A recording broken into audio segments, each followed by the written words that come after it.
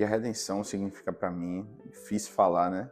Mas assim, muita coisa. Tô aqui desde muito cedo.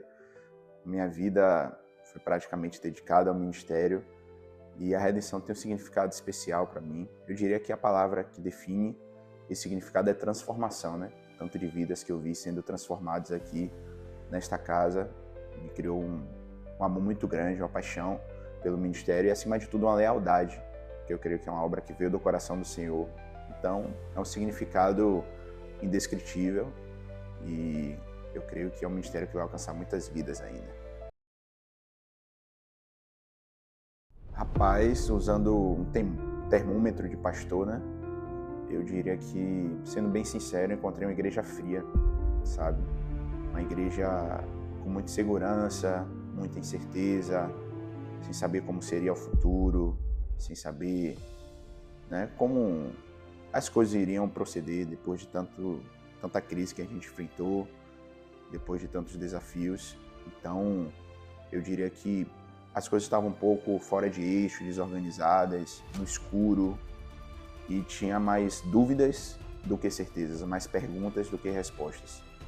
Eu diria que foi um momento muito difícil quando eu encontrei a igreja, né, nesse estado, e eu diria que por muitos momentos a gente pensou a gente achou, né, por algum momento que Deus não estava mais conosco, né? Veio essa dúvida, né, sobre se realmente a obra iria continuar, porque realmente foi muito difícil, né, a forma como a gente viu as coisas acontecendo. Eu diria que reconquistar a confiança da igreja, acho que foi o grande desafio.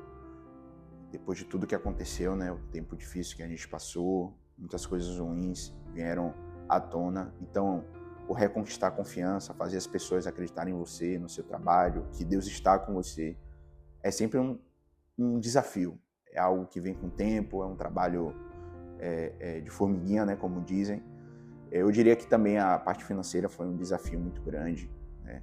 O que mantém a igreja abaixo de Deus são os valores financeiros, né? São as finanças que faz as coisas acontecerem, que paga as contas, que faz a igreja se manter de pé. Então foi um desafio muito grande, né? Tem sido um desafio muito grande, não deixou de ser.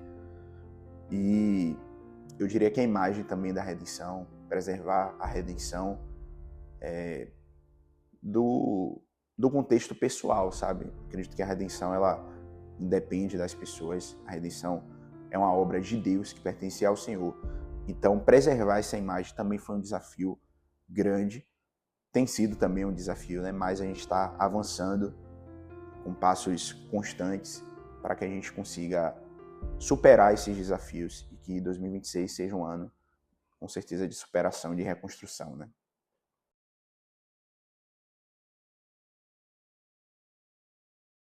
O que eu acho do ano de 2025, né? O que dizer desse ano?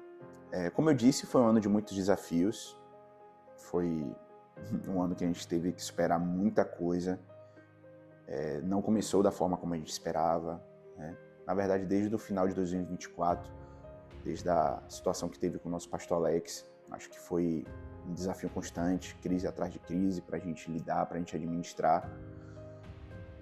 E foi um ano que ficou marcado assim por esses momentos de dificuldade, mas assim, na reta final ali, de alguns meses para cá, a gente tem experimentado muitos resultados e sinais de que Deus está conosco e de que o ano de 2026 vai ser um ano fantástico, né? A gente teve essas crises, mas a gente tem experimentado o favor de Deus.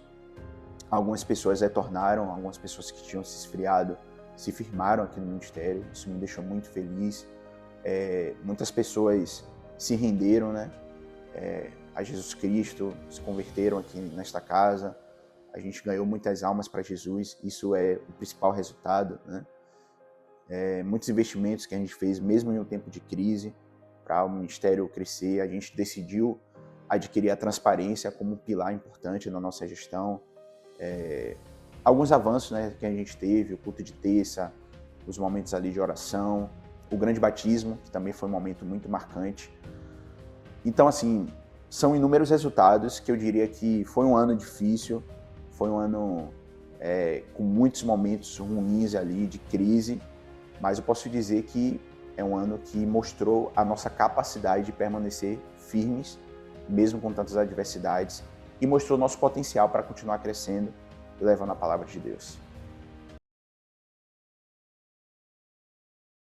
As promessas de Deus. Essa é a única coisa que vem na mente quando alguém pergunta o que te faz permanecer, o que te faz acreditar, mesmo tudo dizendo o contrário, o que te faz permanecer firme. Eu digo que as promessas de Deus, desde o início, nos melhores e nos piores momentos. Deus ele insiste em falar comigo, Deus ele insiste em deixar muito claro, em falar comigo e também com a igreja dele, né?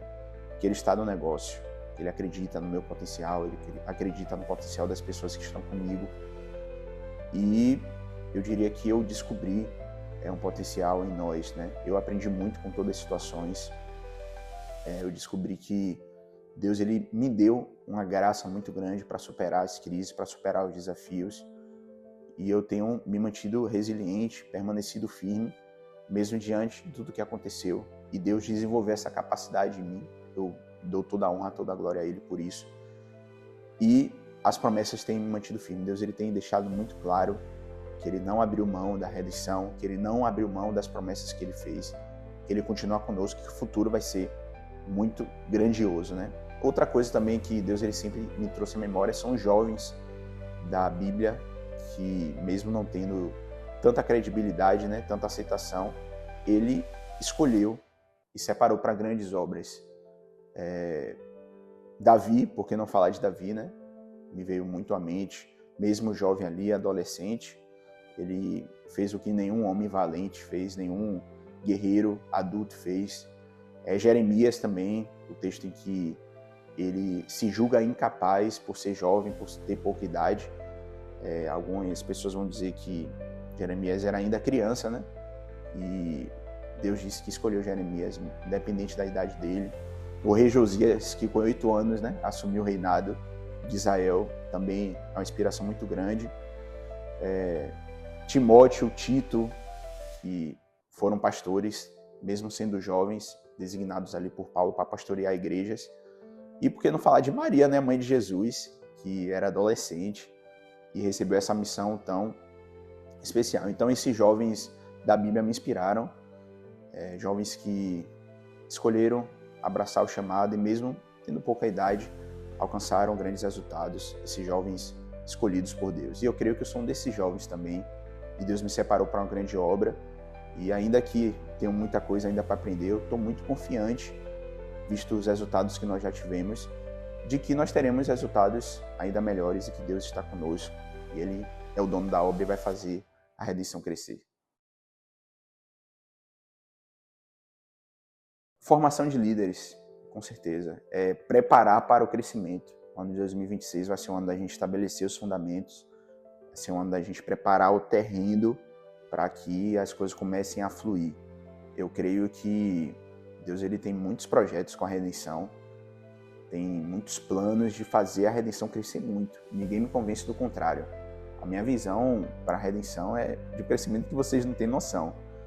Mas eu diria que tudo um passo de cada vez, né? E o ano de 2026 vai ser um ano de preparação para esse crescimento. A gente vai precisar de líderes, a gente vai precisar de pessoas que amadureceram, que alcançaram nessa estatura de preparação, sabe? Para colocar a mão no arado e fazer as coisas acontecerem, né? Então eu diria isso, é um ano de preparação para a gente crescer. E eu sempre tenho algo no meu coração, a redenção, ela está muito acima de mim. A missão é maior do que quem está levando a missão, né? Então a missão é maior do que a minha pessoa. Eu sou apenas servo. Então eu creio que o crescimento que Deus ele tem preparado independe do pastor Marcos. Eu quero que a obra continue, independente se eu estou presente ou não. Eu sei que, com certeza, eu sou muito importante para que a obra continue. Deus ele me escolheu para essa missão. Mas o meu desejo é que em 2026 a obra ela aconteça independente das pessoas. Eu quero que a redenção continue fluindo, porque é uma obra que pertence ao Senhor. E eu creio que a gente vai chegar lá. eu tenho um conselho, né, para todos que estão vendo esse vídeo, é que façam como eu fiz. Acreditem que é possível. Acreditar que Jesus está conosco, dar esse voto de confiança, somar com a redenção, abraçar a causa da redenção, querer fazer parte desse crescimento, querer fazer parte dessa reconstrução. E 2026 vai ser o ano da reconstrução. Ninguém me convence do contrário. A gente tem declarado já há alguns dias, algumas semanas, e eu creio que a gente vai viver a reconstrução, e eu tenho uma projeção com as melhores expectativas possíveis. A gente vai chegar lá, a gente vai atingir as nossas metas, e eu quero que você chegue lá junto comigo. Eu quero que você faça parte da redenção de verdade, né? Não é só vir para a igreja, é abraçar a causa, é lutar junto com a gente, fazer a igreja crescer novamente. Não é sobre a placa da redenção, é sobre a obra de Deus que a gente realiza nesse lugar. Então, eu quero que todos declarem, né, junto comigo, não com a voz apenas, mas com as ações, que nós fazemos parte da redenção e nós fazemos parte da reconstrução. Tamo junto. Deus abençoe.